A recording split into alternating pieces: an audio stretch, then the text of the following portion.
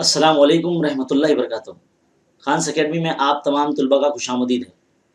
तो चलिए बच्चों, अब हम इंग्लिश में दूसरी पोयम हम पढ़ने जा रहे हैं जिसका नाम है बास्केट फुल ऑफ मूनलाइट। यहाँ पर ये जो नज़म है जिसके शायर सुनील शर्मा है, जो कि ट्रांसलेटेड फ्रॉम डोगरी, जो सोर्स ऑफ पोयम है डोगरी है, जिसको ट्रांसलेट किया है सुनील शर्मा ने। इसमें उन्होंने एक बच्चे की चाँद से की गई इल्तिजा को लिखा है, जिसमें वो चाँद से किस तरह की रिक्वेस्ट करता है वो यहाँ पर लिखा है। तो चलिए शुरू करते हैं। O moon give me moonlight, ऐ चाँद मुझे चाँद की रोशनी दो। बास्केट फुल और टू बास्केट फुल। बास्केट का मतलब होता है थैला या टोकरी, टोकरी भर के या दो भरी हुई टोकरियां। विथ सीड्स ऑफ मूनलाइट, जिसमें चांद की रोशनी के बीज हो। सीड्स का मतलब होता है बीज। From the city to my village, शहर से गांव तक। On the side of the path, रास्ते के दोनों जानिब। I want to sow many, यहाँ सो SOW, ये सो का मतलब होता है बीज बोने को कहते हैं, sow. Small small moons of light, छोटे छोटे चांद की जो रोशनी होती है वो। The whole village goes to the city daily to work, रोजाना पूरा गांव। होल का मतलब होता है पूरा, विलेज यानी गांव। The whole village goes to the city daily to work, रोजाना काम के सिलसिले में पूरा गांव जो है वो शहर जाता है। आप लाइन जब हम पढ़ रहे हैं तो आपको यह भी ध्यान रखना है कि कौन सी लाइन में कौन सी फिगर ऑफ स्पीच होगी। देखिए यहाँ पर स्मॉल स्मॉल यानी जो लफ्ज है वो 2 मरतबा दोहराया गया है, तो इसे रिपीटेशन कहेंगे, है ना। और यहाँ पर बोला गया the whole village goes to the city. Whole village यानी पूरा गांव चला जाता है, यानी गांव में कोई नहीं रहता। तो ये एक मुबालगा आराई वाला जुमला हो गया, यानी ये इंग्लिश की जो फिगर ऑफ स्पीच है उसे हाइपरबोल कहेंगे, तो ये हाइपरबोल वाली लाइन है। तो ये आपको याद रखना है, लिखते हुए चलना है। It becomes dark on its way back, उनके आते वक्त बहुत अंधेरा होता है। As my village is quite far, मेरा जो गांव है काफी दूर है।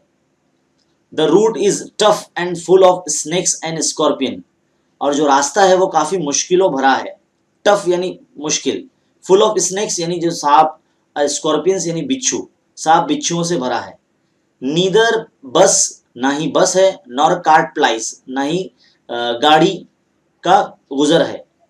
यहाँ प्लाइस का मतलब होता है जो एक जगह से दूसरी जगह रोजाना के लिए जाने के लिए जो गाड़ियां होती है।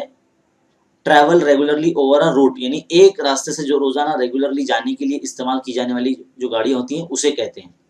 ना ही बस है ना ही गाड़ी है। When my father return home, जब मेरे वालिद घर आते हैं। आई एम एस्लीप, मैं सो जाता हूँ। And he goes back early in the morning, और वो सुबह जल्दी चले जाते हैं। वाइल आई एम स्लीपिंग, जब मैं सो रहा होता हूँ। O moon give me a basket of moonlight, ऐ चांद मुझे चांद की रोशनी दो। थैला भर के रोशनी दो या टोकरी भर के रोशनी दो। ऑन लोन, कर्ज पे दो, बतौर कर्ज दे दो। I want to light the dark route, मैं अंधेर रास्ते को रोशन करना चाहता हूँ। So that my father returns early, ताकि मेरे वालिद घर जल्दी आ जाए। I too want to hear fairy tales, मुझे भी उनसे परियों की कहानियां सुननी है। ये टू जो इस्तेमाल किया गया है TOO, इसका मतलब होता है भी। तो I too want to hear fairy tale, मुझे भी परियों की कहानी सुननी है। एंड स्टोरीज फ्रॉम हिम, और उनसे कहानियां सुननी है। देखो फेरी टेल्स का मतलब भी कहानियां होती है और स्टोरीज का मतलब भी कहानियां होती है। तो एक ही चीज यानी एक ही मतलब वाली जो 2 लफ्ज इस्तेमाल किए गए हैं, तो इसे हम यहाँ पर टोटोलॉजी कह सकते हैं। यहाँ पर जो फिगर ऑफ स्पीच इस्तेमाल की गई है। O moon give me a basket full of moonlight, ऐ चांद मुझे थैला भरकर चांद की रोशनी या चांदनी दो, या टोकरी भरकर चांद की रोशनी दो। I want to sow seeds of moon, मैं चांद के बीज बोना चाहता हूँ। On the sides of the path, रास्ते के दोनों जानिब। तो इस तरह से ये जो पोएम है यहाँ मुकम्मल होती है। यहाँ पर जो मुश्किल अल्फाज है, एक बार फिर से हम इसका यादा करते हुए चलते ताकि आप उस मुश्किल अल्फाज को लिख सको, उसका मीनिंग लिख सको। तो यहाँ पर सबको पता है बास्केट फुल का मतलब होता है, आप टोकरी के तौर पर इसको मतलब समझे या फिर थैला समझे, इसका मीनिंग चलेगा, कोई बात नहीं। बास्केट फुल और 2 बास्केट, थैला भर के और या 2 थैला भर के। सीड्स का मतलब होता है बीज, और यहाँ पर SO सो का मतलब होता है बीज बोने का, जो अंग्रेजी में लफ्ज़ है वो सो है। और यहाँ पर पाथ एक लफ्ज़ आया है, पाथ का मतलब होता है रास्ता, है ना। द होल विलेज यानी पूरा गाँव, होल का मतलब था होल, पूरा।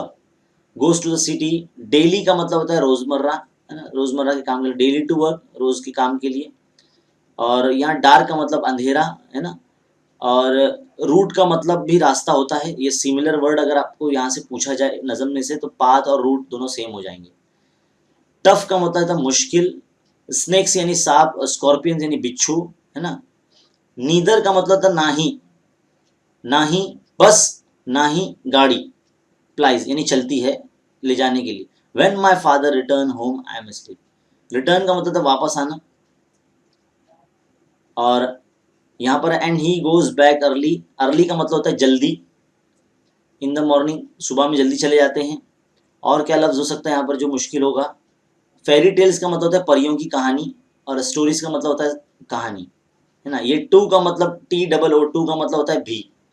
तो ये आपको लिखते हुए चलना है जब हम आपको बता रहे हैं, है ना। सीड्स का मतलब होता है बीज, तो या तो आपने लिखा है, तो आपको याद रखना है सुनील शर्मा जो है वो इसके शायर हैं। तो उम्मीद है आपको ये जो एक्सप्लेनेशन है नज़म का समझ में आ गया होगा। इंशाल्लाह इसका जो सेकंड पार्ट है बहुत जल्द हम आपके लिए लेकर आएंगे, जिसमें इसका वर्कशॉप कराया जाएगा और इसका एप्रिसिएशन कराया जाएगा। तो ऐसे मज़ीद एक्सप्लेनेशंस के लिए और ऐसे मज़ीद वीडियोज़ के लिए हमारे चैनल पर बने रहिए और देखते रहे खान्स अकेडमी। शुक्रिया।